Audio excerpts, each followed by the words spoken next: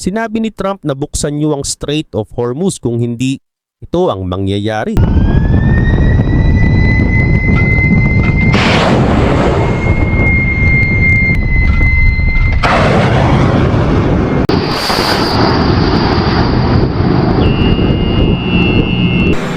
now we're going to open up the Gulf with or without them. Sa isang matinding tensyon na halos parang bluff na lang, biglang nagpakita ng lakas ang Amerika. At sa isang iglap, parang nabasag ang sinasabi ng Iran na blockade. Ilang linggo na kasi, paulit-ulit na sinasabi ng Iran na nilagyan nila ng mga deadly underwater mines ang isa sa pinakaimportanteng daanan ng barko sa buong mundo. Parang hamon nila sa lahat. Subukan niyong dumaan at tingnan natin kung anong mangyayari. Pero ngayong araw, sa mismong liwanag ng araw, walang tinatago. Diretsong pumasok ang mga heavily armed na warship ng Amerika sa mismong choke point. At lumabas ulit na parang walang nangyari, walang pumigil, walang sumubok umatake. At dito nagsimulang mabasag ang narrative. Dahil sa unang pagkakataon simula nang magsimula ang tensyon, may ganitong klaseng galaw, lantaran, harap-harapan at parang walang kinatatakutan. At timing pa ito sa pinaka-critical na panahon para sa Iran. Dahil sa likod ng lahat ng banta at drama, kailangan nila ngayon ng leverage para sa negosasyon, isang deal na kaya nilang tanggapin. Kung titignan mo, kahit ilang beses silang nagreklamo tungkol sa ceasefire at nagbanta pang aatras kung hindi mapipilit ng US ang Israel na tumigil sa Lebanon. Sa huli dumating din ang mga opisyal ng Iran sa negotiation table at hindi lang basta dumating. Nauna pa nga silang makarating sa Pakistan bago pa lumapag ang eroplano ng Amerika. Kinabukasan sumunod naman ang US delegation. Bumaba si J.D. Vance, kinausap ang mga opisyal ng Pakistan at diretsong pumasok sa usapan. Mamaya pag-uusapan pa natin kung sino-sino ang galing sa side ng Iran dahil malaking clue iyon kung gaano sila kaseryoso. Pero bago iyon, balikan muna natin yung pinaka-bold na galaw, yung mga barko ng US. Ngayong umaga, dalawang warship ng Amerika ang dumaan sa Strait of Hormuz, pumasok sa Persian Gulf at pagkatapos lumabas ulit, simple pakinggan. Pero ang totoo, sobrang big deal nito. Dahil simula nang magsimula ang gulo, ngayon lang ulit may US warships na pumasok mismo sa Persian Gulf. May isang Iranian state media pa nga na nagsasabing hindi raw ito nangyari, na umatras daw ang mga barko matapos silang bantaan. Pero kung titignan mo ang record, ilang beses na rin silang nahuling nagsisinungaling nitong mga nakaraang linggo. At hindi lang yun, may tatlong magkakaibang source na ang nag-confirm na totoo ang nangyari. Dagdag pa, may satellite data at tracking info na malinaw na nagpapakita ng galaw ng mga barko. Ibig sabihin, hindi ito haka-haka. Talagang nangyari. At ginawa pa sa mismong liwanag ng araw, multi-hour mission sa lugar na kitang-kita ng buong mundo. Ngayon ang tanong, kung totoo ngang may mga mina sa tubig, bakit walang nangyari? Bakit walang sumabog? Bakit walang pumigil? Dahil ayon mismo sa mga opisyal ng Amerika, hindi ito coordinated sa Iran. Ibig sabihin, pumasok sila kung kailan nila gusto at lumabas din kung kailan nila gusto. Maraming posibleng dahilan kung bakit nila ginawa ito. Pwedeng nagpapadala lang sila ng mensahe na kahit may tension kontrolado pa rin nila ang sitwasyon. Pwedeng escort mission ito. Sinamahan ng isang tanker papasok at palabas ng Persian Gulf. O posible rin na nag-clear sila ng mga mina. Pero sa totoo lang, wala pang official na detalye. Ang malinaw lang, 2 araw lang bago ito nangyari, may Iranian official na nagsabing may mga mina nga raw sa strait. Ibig sabihin, kung bluff lang yon ngayon nahuli na. Kung totoo naman, bakit walang nangyari? At doon ngayon umiikot ang pinakamalaking tanong sa buong sitwasyon. Talaga bang may kontrol pa ang Iran o unti-unti nang nawawala ang takot sa kanilang mga banta? The Strait of Hormuz is open. Of course, there are technical restrictions because of the war zone and because of many arrangements that Iran did during the war, during this aggression against Iran. So there are some technical restraints, and this is why that all the ships that they would like to pass through the Strait of Hormuz, they have to communicate with our army and our military contact points there because of the limitations in this strait. And this strait is a very narrow strait. It is in our territorial water plus Omani territorial water. It is inside our water. So we have to be very careful for the safety and security of tankers and vessels. Those technical restrictions are very much connected to the wartime condition, and it takes time to be removed. So safe passage is secured, Strait of Hormuz is open. But of course, each tankers and each vessel should make necessary arrangements with the Iranian authorities to be able to securely pass the strait. Ngayon, ayon sa isang Iranian official, may mapa raw sila kung saan nakalagay ang mga mina sa dagat. At dahil dito, sinasabi nilang kailangan daw makipag-coordinate ang mga barko sa kanila para makadaan ng ligtas sa Strait of Hormuz. Pero kung tutuusin, medyo duda ito. Dahil ayon sa report ng The New York Times kahapon, mismong Iran daw ay nahihirapang hanapin ang mga minang sila rin ng naglagay. Ibig sabihin, may malaking problema. Pwedeng wala talaga silang malinaw na mapa. O baka naman, yung taong may hawak ng impormasyon, yung mismong naglagay ng mga mina, ay nawala o natamaan sa mga airstrike habang nagtatago sa bunker. Kaya hanggang ngayon, hindi rin klaro kung ano talaga ang totoong sitwasyon. At dito papasok yung isang theory na kumakalat nitong mga nakaraang araw. May ilang nagsasabi na baka hindi naman talaga naglagay ng mina ang Iran. Baka sinabi lang nila ito sa publiko para takutin ang mga barko, lalo na yung mga civilian ships. At dahil sa takot na baka sumabog sila sa gitna ng dagat, pinili na lang nilang umiwas. Resulta, parang na-blockade ang buong daanan, kahit wala namang actual na panganib. Pero tandaan, teorya lang ito. Walang solid na ebidensya. At para lalo pang maging komplikado ang lahat, mismong si Donald Trump ay naglabas ng statement ngayong araw. Ayon sa kanya, nagsimula na raw ang Amerika sa operasyon para linisin ang mga mina sa dagat. At hindi lang basta simpleng operasyon, ginagawa raw ito bilang tulong sa buong mundo para sa mga bansang umaasa sa rutang ito tulad ng China, Japan, South Korea, France, Germany at marami pang iba. Dagdag pa niya, ang tanging sandata na lang daw ng Iran ay ang takot, yung posibilidad na may barkong tatama sa mina. Pero ayon din sa kanya, karamihan daw sa mga bangkang ginagamit sa paglalagay ng mina ay wala na, nasa ilalim na ng dagat. Ngayon kung iisipin mo, may isang kakaibang tanong na lumalabas dito. Kung totoo ngang may clearing operation, bakit yung dalawang warship na pumasok ay hindi naman kilala na may advanced capability para mag-detect o magtanggal ng mina? Posible na hindi sila ang gumagawa ng clearing. Baka may ibang unit na gumagalaw sa likod o baka nagsisimula pa lang ang mas malaking operasyon. Pero kahit ano pa ang totoo, isang bagay ang malinaw, ang simpleng pagpasok at paglabas ng dalawang warship sa gitna ng araw na nakaon pa ang kanilang tracking signals ay isang napakalakas na mensahe. Dahil kapag unti-unting bumalik sa normal ang daloy ng mga barko sa Strait of Hormuz, unti-unti ring nawawala ang kontrol ng Iran. Sa ngayon sinabi nila na hindi dapat lumampas sa 15 ships kada araw ang dumadaan. Pero kung lumagpas doon ang bilang, ibig sabihin, hindi na nasusunod ang kanilang utos. At doon sila mawawala ng leverage sa negotiation. At habang nangyayari ang lahat ng ito, may isa pang malaking galaw sa likod ng eksena. Ang China, tahimik na naghahanda.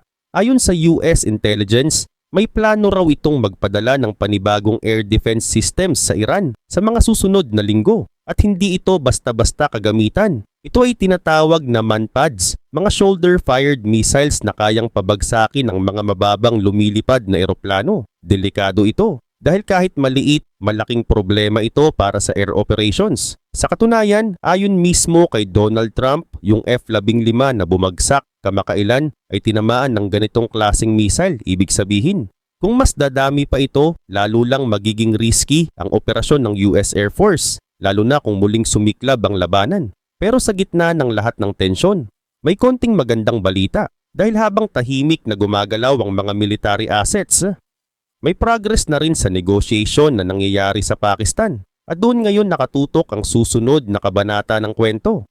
Ngayon, silipin naman natin kung sino-sino ang dumating mula sa panig ng Iran. Hindi man eksaktong bilang ang alam, pero base sa estimate, nasa around 70 people ang kasama sa kanilang delegation. At hindi ito basta-basta grupo lang. Kompleto sila. May mga economic experts, diplomatic advisors at security specialists. Halos lahat ng kailangan para makipagnegosasyon nandun na. Pati yung isang personalidad na matagal nang gustong isama ng ERGC, si Mohammad Bagheri, ay bahagi rin ng delegasyon. At kung iisipin mo, malaki ang sinasabi nito. Ibig sabihin, hindi ito simpleng pakikipag-usap lang. Seryoso ang Iran. Mukhang handa silang makipag-deal basta yung deal ay kaya nilang tanggapin. Pero ito ang twist. Bago pa sila umalis papuntang Pakistan, may matapang silang pahayag. Sinabi ng leader ng delegasyon na kung hindi matutupad ang dalawang kondisyon, hindi sila pupunta. Ano ang mga kondisyon? Una, ceasefire sa Lebanon. Pangalawa, ibalik ang kanilang frozen funds, yung perang nakablock dahil sa sanctions.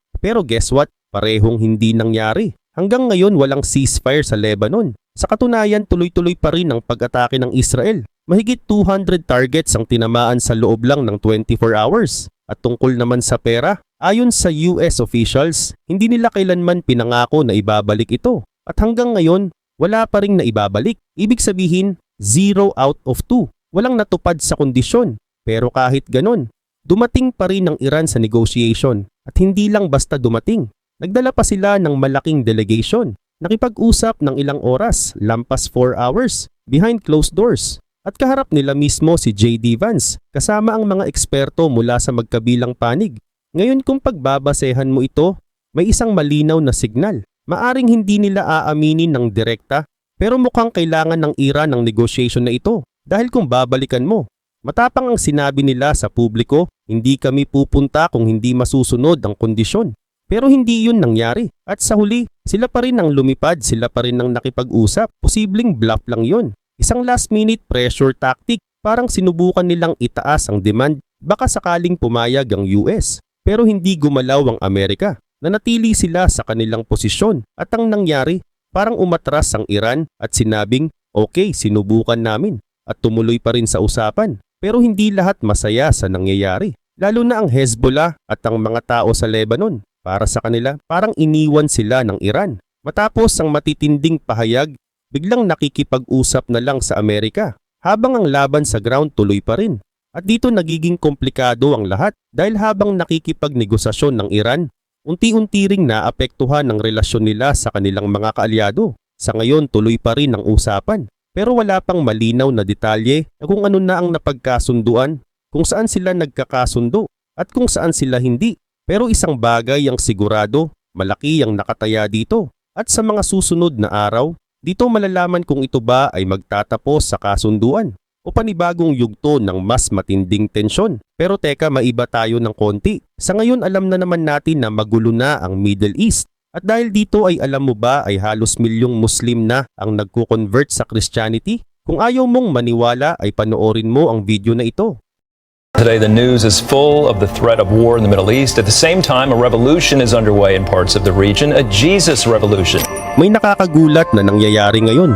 Karamihan sa mga Muslim sa bansang Iran ay nagko-convert na sa Kristiyano. Isipin mo ang isang bansang sobrang sanay sa lumang tradisyon. Parang walang pagbabago kahit gaano katagal. Pero bigla na lang, may nangyayaring hindi inaasahan. Sa Iran mismo, may kakaibang tanawin ngayon.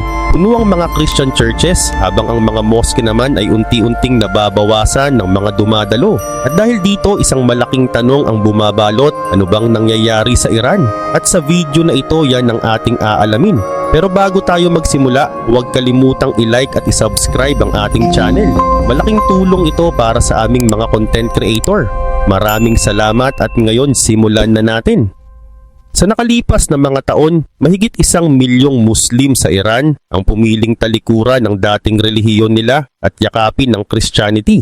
Nakakagulat dahil sa isang bansang kilalang napakahigpit pagdating sa Islamic law, may tahimik na revolusyon na nangyayari sa ilalim ng mismong loob ng gobyerno. Marami tuloy ang nagtatanong kung ito na ba ang unti-unting paghina ng radikal na Islam sa loob ng bansa. Kapag narinig mo ang salitang Iran, automatic mong maiisip ang Islam. Normal lang iyon. Dahil ang Iran ang pinakamalaking Shiite Muslim state sa buong mundo. At hindi lang basta majority Muslim, mismong gobyerno nila ay isang theocracy. Ibig sabihin, nakabase sa relihiyon ng halos lahat ng batas nila. Dito hindi pwedeng basta kumontra. Ang sino mang lalabag sa kanilang religious rules ay may katapat na mabigat na parusa. Kasama sa nagpapatupad nito ang tinatawag na morality police, isang unit ng gobyerno na nagbabantay sa pagsunod ng mga tao sa Islamic dress code at behavior.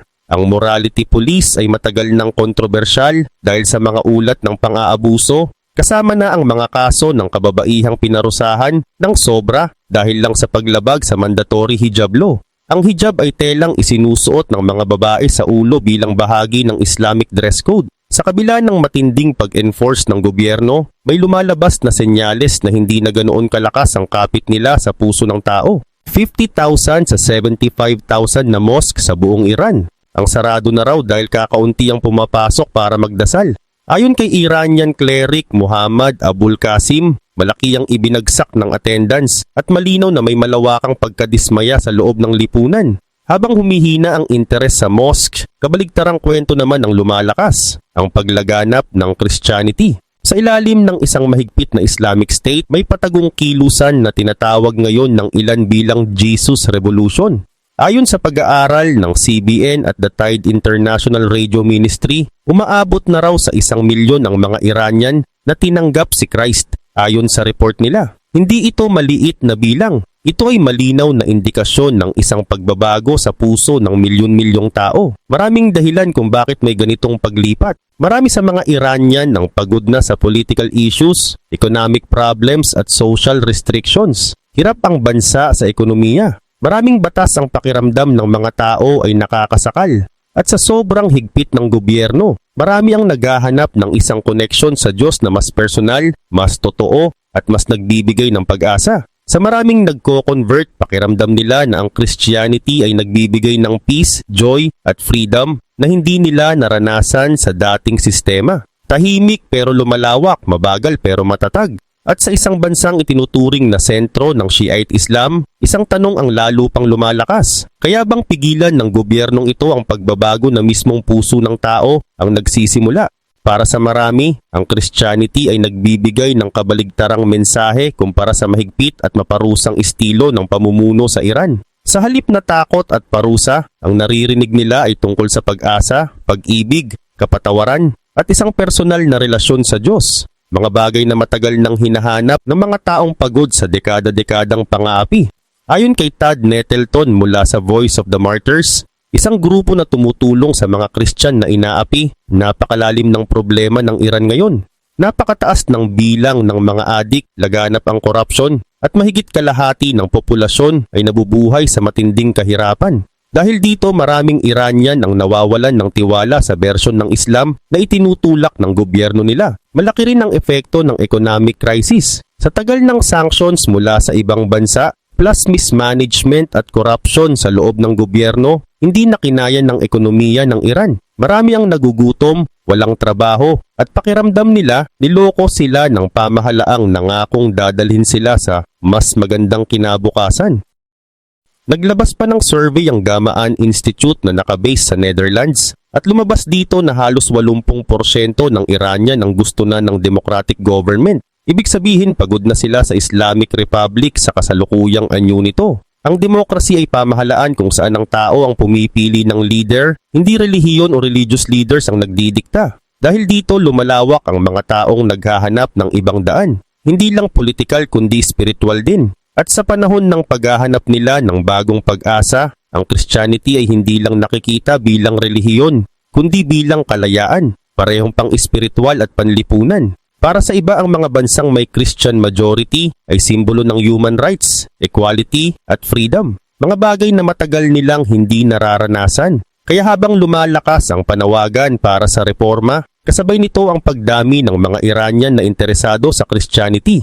Para sa marami, ang relihiyon na ito ang nagiging tahimik na paraan ng pagkontra sa matagal ng rehimeng pumipigil sa kanila. At gaya ng inaasahan, hindi ito nagustuhan ng Islamic leadership. Sa Iran, bawal ang mag-convert mula Islam papuntang Christianity. Ang tawag sa taong umalis sa Islam ay apostate. Ibig sabihin tumalikod sa relihiyon at sa Iran mabigat ang parusa. Maaaring ikulong, pahirapan o minsan kahit bitayin. Kaya ang gobyerno ay todo pigil ngayon dahil ang tingin nila sa pagdami ng Christian converts ay direktang banta sa hawak nilang kapangyarihan. Pero kahit gaano nila pilitin, hindi nila mapigilan ang kilusan. Naglipa na ang underground churches, mga secret worship gatherings at mga online Bible study sa social media at iba pang digital platforms. Ayon ulit kay Todd Nettleton, hindi lang dahil pagod ang mga tao sa Islam kaya sila nagko-convert.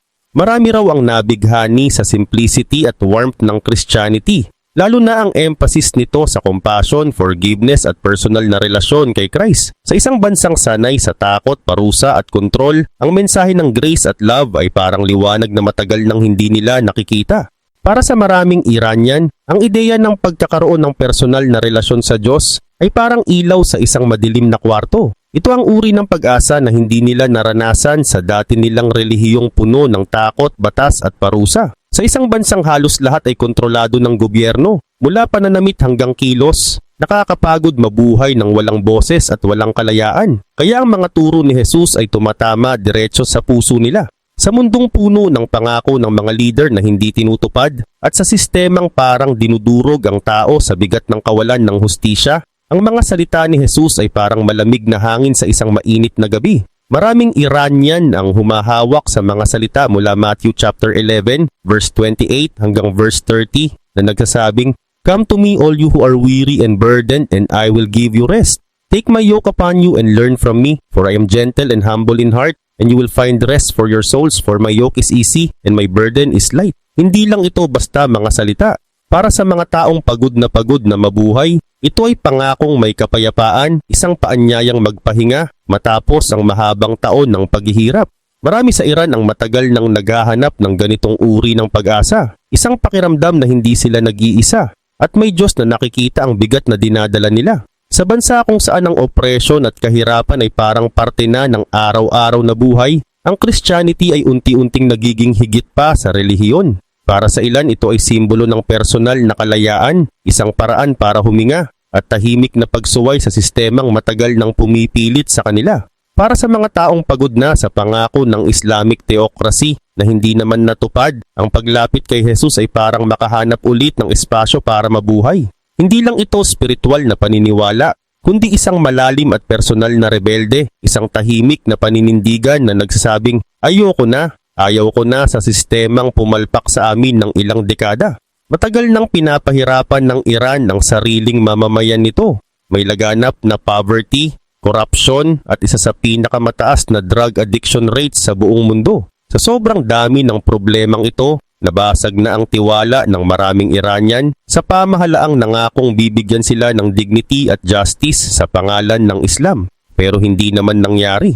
Kapalit nito, nakita naman nila sa Christianity ang isang mensaheng napakaiba. Isang mensahe tungkol sa pag-ibig, kapatawaran, pag-asa at Diyos na hindi nagkokontrol kundi nagmamahal. Para sa marami, ang ideya ng personal na relasyon sa Diyos ay hindi nakakatakot, hindi mabigat, hindi nakakasakal. Mas nagiging human, mas ramdam, mas totoo, pero syempre, hindi ito nakalampas sa mata ng gobyerno. Para sa Iran, ang pagdami ng Christian converts ay hindi lang simpleng issue ng relihiyon, kundi banta sa mismong pundasyon ng kanilang kapangyarihan. Ang rehimeng ito ay itinayo sa mahigpit na interpretasyon ng Islam, kaya ang sino mang lilipat sa ibang pananampalataya ay parang direktang pag-atake sa legitimacy nila. At dito mas tumitindi ang lahat. Habang patuloy na lumalakas ang kilusang Christian sa Iran, mas lalo namang humihigpit ang tugon ng gobyerno. Hindi sila nagdadalawang isip. Kapag nakatanggap sila ng tip tungkol sa isang underground church, mabilis nila itong niraride. Ang mga bagong convert ay inaaresto, iniimbestigahan at binabantayan ng husto. Klaro ang takot ng rehimeng ito. Kapag may natagpuan ng tao na pag-asa at kahulugan sa labas ng bersyon ng Islam na hawak nila, mababasag ang kontrol nila sa mamamayan. Pero kahit ganoon ang panganib, tuloy pa rin ang pagdami ng mga naniniwala. Gumagamit sila ng digital platforms, online Bible study at mga tagong pagtitipon para maipagpatuloy ang pananampalataya nila. Tahimik pero matatag. Isang rebolusyong walang ingay pero puno ng tapang. Sa iba't ibang sulok ng Iran, ang mga bagong Christian converts ay palihim na nagbabahagi ng pagbabago sa buhay nila sa pamilya at kaibigan. Alam nilang delikado, kaya maingat ang bawat salita, bawat chat, bawat pagkilos. Ang maliliit na safe spaces na meron sila, gaya ng mga tagong bahay-simbahan at discreet na Bible study group,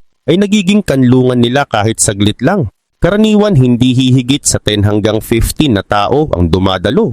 Sa simpleng apartment o bahay na hindi kapansin-pansin, tahimik silang pumapasok isa-isa. Pagkapasok ng huling bisita at marinig nila ang paglock ng pinto, ramdam nila ang maikling ginhawa, parang sandaling nakahinga ang mga kaluluwa nila. Dito kahit ilang oras lang, meron silang tunay na kapayapaan. Pero ang kapayapaang ito ay napakabilis ding mawala. May mga pagkakataong bigla na lang darating ang authorities. Mabilis, tahimik, organisado, parang military operation. Hinuhuli nila ang mga pinuno ng mga grupo. yung mga nakikita nilang haligi ng kilusan. Walang babala, walang pagkakataong magtago. Dadalhin sila sa mga detention facility na talagang dinisenyo para sirain ang loob ng tao. Solitary confinement, torture, psychological pressure na walang tigil. Ang layunin ng gobyerno ay simple. Pilitin silang talikuran si Jesus at bumalik sa Islam. Sa loob, napakahirap ng kondisyon. Walang akses sa pamilya, walang malinaw na abogado, at madalas, ang kaso nila ay puro malabong paratang tulad ng acting against national security. At kahit matapos na ang sentensya, hindi pa tapos ang bangungot. Sinusubaybayan pa rin sila. Bawat tawag, bawat paglabas ng bahay, bawat taong kinakausap nila. Lahat minomonitor dahil sa mata ng gobyerno, banta sila. Pero kahit ganito kabigat, mas marami pang Iranian ang naakit sa mensahe ni Jesus. Sa gitna ng corruption, injustice at araw-araw na oppression, ang Christianity ay nagdadala ng pag-asa at pakiramdam ng kalayaan na matagal na nilang hindi nararanasan. Kahit gustong pigilan ng gobyerno ang kilusan, hindi nila kayang pigilan ang paglapit ng mga tao sa mensaheng nagbibigay ng buhay. Tahimik pero malakas, delikado pero lumalawak, nililingon pero umaabante. At ang nangyayaring ito ay isang parang echo ng sinabi ni Jesus sa Matthew chapter 10 verse 22. You will be hated by everyone because of me, but the one who stands firm to the end will be saved. At sa Iran, maraming tao ang pumipili pa rin na tumayo hanggang dulo. Ang mga sinabi ni Jesus sa Matthew ay parang tumatago sa puso ng mga Christian sa Iran. Sa kabila ng persecution na halos hindi mai-imagine, violence, pagkakakulong, at minsan pati mas malala pa, nananatili silang matatag. Sa bawat banta na hinaharap nila, lalo pang lumilinaw ang tapang at tibay ng kanilang pananampalataya. Nakakagulat pero habang ang gobyerno ay puro pagpupumilit at paghihigpit, marami namang pamilya at kaibigan ng mga converts ang mas nagiging understanding. Ayon kay Todd Nettleton mula sa Voice of the Martyrs, madalas daw ganito ang sinasabi ng mga tao kapag nalaman nilang may kakilala silang nag-iba ng relihiyon. Kung nakakita ka ng bagay na gumagana para sa'yo, kahit si Jesus, atheism, o iba pa, okay lang yan. Ang alam ko lang, hindi gumagana ang Islam sa akin. Kaya masaya ako na may nahanap kang mas mabuting direksyon. Ipinapakita nito na kahit napakahigpit ng gobyerno, maraming ordinaryong Iranian ang hindi kasing sarado ng rehimeng namumuno sa kanila. At ang kilusang ito, hindi lang pala sa Iran nangyayari. Ayon kay Don Schenk, Executive Director ng The Tide Ministry, ang Iran ay parang dulo lang ng malaking iceberg sa iba't ibang bahagi ng Muslim world. Unti-unti ring may gumigising mga taong kumakapit kay Christ dahil sa pananabik nila sa freedom, truth at hope. Ang mga report mula sa The Tide Ministry ay mas lalong nakakagulat. Maraming Muslim daw ang nagkakaroon ng panaginip at vision tungkol kay Jesus. Mga karanasang nagiging simula ng malalalim na spiritual journeys. Hindi man agad sila maging Christian, ang mga panaginip na ito ang nagtutulak sa kanila para magtanong, maghanap, at unti-unting buksan ang puso nila sa ibang pananampalataya. Sa Islam, napakahalaga ng panaginip. Kadalasan ang tawag nila rito ay divine communication. Ibig sabihin mensahe mula sa Diyos. Kaya kapag napanaginipan nila si Jesus, ramdam nila na may kakaiba, may mensahe, may tawag. Ayon kay Schenk, halos pare-pareho raw ang sinasabi ng mga taong nakaranas nito. Ngayon ko lang na-realize kung gaano ako kamahal ng Diyos. Dati, ang tingin ko sa kanya puro parusa at galit. Kapag napanaginipan nila si Jesus, nakangiti, naggagabay at nagpapakita ng pagmamahal, nagugulo ang buong worldview nila. Kasi for the first time, nakikita nila ang Diyos hindi bilang judge na naghahanap ng mali, kundi ama na nagmamahal at gumagabay. At dahil dito marami ang nagsisimulang magtanong, baka mali ang pagkakakilala ko sa Diyos? Baka si Jesus ang sagot na matagal ko nang hinahanap? Ito ang nagiging simula ng spiritual awakening, isang paggising na hindi kayang pigilan ng gobyerno dahil nagsisimula ito sa pinakaloob ng puso ng tao.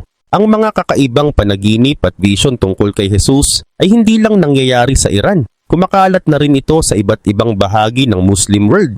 Ayon kay Schenk, malinaw na ang nangyayari sa Iran ay bahagi lang ng mas malaking galaw. Isang spiritual movement na dahan-dahang ginagawa ang imposibleng-posible sa buong Muslim world. Sa Afghanistan, halimbawa, napakalaki ng panganib para sa mga Christian sa ilalim ng Taliban. Ang Taliban ay isang extremist group na kilala sa sobrang higpit at karahasang ipinapataw nila sa mga lalabag sa Islamic law. Sa ganitong sitwasyon, ang mga Christian ay halos hindi makahinga. Kailangan nilang magtago ng pananampalataya, magtipon ng palihim, at mamuhay na parang bawat araw ay maaaring huli na nila. Laging may takot na may mag-infiltrate sa grupo, takot na may mag-report sa kanila, takot na madiskubre ang pananampalataya nila at pagbayaran ito ng buhay. Ayon kay Schenck, napakalinaw at napakabigat ng kapalit. Ang tumanggap kay Christ sa ganitong lugar ay literal na may kapalit na buhay. Pero kahit ganoon ang panganib, nakakatanggap pa rin sila ng feedback na dumadami ang nagiging Christian sa Afghanistan. Hindi dahil sa relihiyon lang, kundi dahil sa personal nilang paghahanap kay God. Dahil gusto nilang maramdaman na mahal sila, pinapatawad sila, at tinatanggap sila ng Diyos nang hindi kailangan ng takot at parusa. Isa pang nakakagulat na lugar ay ang Yemen. Ayon sa mga pag-aaral, halos doble ang bilis ng paglaganap ng Christianity doon kumpara sa global rate. Ito ay kahanga-hanga, lalo na kung iisipin na ang Yemen ay matagal nang kilala sa malalim na Islamic tradition at sa matinding humanitarian crisis, giyera, gutom at kaguluhan na halos hindi matapos-tapos. Kahit sa Saudi Arabia, bansang kilala sa pinaka-strict na interpretasyon ng Islam, may napapansin na ring pagbabago. Ayon kay Todd Nettleton, kahit mahirap pa rin ang sitwasyon ng mga Christian doon, nagsisimula ng magbago ang tono ng monarchy. Sa halip na total rejection, unti-unti nang may pagkilala na posible ang peaceful coexistence. Malayo ito sa kalagayan noong nakaraang dekada kung kailan kahit anong uri ng religious diversity ay agad tinatanggal at itinuturing na krimen. Sa social media, lalo pang lumakas ang interes. Isang viral tweet mula sa conservative commentator na si Denda ang nagpakalat ng claim na millions of Muslims are becoming Christians. Nagkaroon ito ng libo-libong reactions at discussion online. May isa pang lumang interview mula year 2000 kung saan sinabi raw ni Al-Qahtani na 667 na Muslim ang nagko-convert every hour. Katumbas daw ng 16,000 araw-araw at 6 milyon taon-taon. Pero kahit gaano ito kalaki pakinggan, walang sapat na ebidensya para suportahan ang numerong ito. Kahit ganoon, ang mga real-life stories mula sa The Tide Ministry, The Voice of the Martyrs, at pati na rin ang personal na testimonya ng mga bagong Christian ay nagkukumpirma na may malaking spiritual shift talaga ngayon. Marami ang nagiging Christian hindi dahil sa statistics, kundi dahil sa personal na karanasan, panaginip, vision, o simpleng paghahanap ng pag-asa. Para sa maraming bagong believers sa Middle East, ang nangyayari sa kanila ay hindi lang personal na pagbabago. Ramdam nila na bahagi sila ng isang mas malaking galaw ng Diyos. Isang tahimik na alon na handang baguhin hindi lang ang buhay ng tao, kundi pati ang kapalaran ng maraming bansa na matagal nang tinatawag na Islamic strongholds. Sa mga lugar na akala ng mundo ay imposibleng mabago, ang Holy Spirit ay patuloy na gumagalaw. Tahimik pero makapangyarihan. At ang mga buhay na nababago ay patuloy na nagpapatunay na walang pader, kultura, gobyerno o tradisyon ang kayang huminto sa kilos ng Diyos kapag siya na ang kumilos. Ang mensahe ng Biblia, ang tawag ng Diyos sa lahat ng tao na maligtas sa pamamagitan ni Jesus ay kayang tumawid sa kahit anong bansa, kultura o hangganan. Kahit saan ito umabot, may kakaiba itong epekto. Parang tumatama agad sa puso ng mga taong matagal nang naghahanap ng pag-asa. Kaya ang kilusang ito ay hindi nakakahon sa isang bansa lang. Hindi ito Iran lang o Middle East lang. Ito ay patunay na ang pag-ibig ng Diyos ay pandaigdig, malawak at walang pinipili. Nagbibigay ng pag-asa sa mga taong matagal nang nabubuhay sa ilalim ng oppression, injustice at kawalan ng pag-asa. Para sa napakaraming tao sa Middle East, ang pagkalaman nila sa unconditional love ng Diyos ay parang pagbukas ng pinto sa mundong hindi nila alam na posible. Sa halip na mabuhay sa takot na baka parusahan sila ng Diyos sa bawat pagkakamali, unti-unti nilang nakikilala ang Diyos bilang maawain, mapagpatawad at malapit. Isang Diyos na talagang may malasakit sa kanila. Hindi lang ito simpleng pagbabago ng paniniwala. Ang nangyayari ay gumagawa ng mga alon, unti-unting binabago ang kultura, pananaw at mismong social fabric ng rehiyon. Ang Middle East, na matagal nang nakikita ng mundo bilang lugar na hirap sa pagbabago, ay dahan-dahan nang nagkakaroon ng tahimik pero malinaw na spiritual transformation. Habang mas marami ang tumatanggap ng kaligtasan sa pamamagitan ni Jesus, unti-unti ring nababago ang spiritual landscape ng buong rehiyon. Ang pagbabagong ito ay nakaugat sa mensahe na nagdadala ng kalayaan, katotohanan at liwanag sa mga lugar na matagal nang natatakpan ng kadiliman. At kahit malakas ang pagtutol, kahit malupit ang mga pumipigil, hindi pa rin napipigilan ang ginagawa ng Diyos. Ang pag-ibig niya ay patuloy na pumapasok sa mga puso. Ang katotohanan niya ay patuloy na nagbibigay liwanag. At ang pag-asang dulot niya ay unti-unting bumabalik sa mga taong dati ay puno ng takot at kawalan ng direksyon.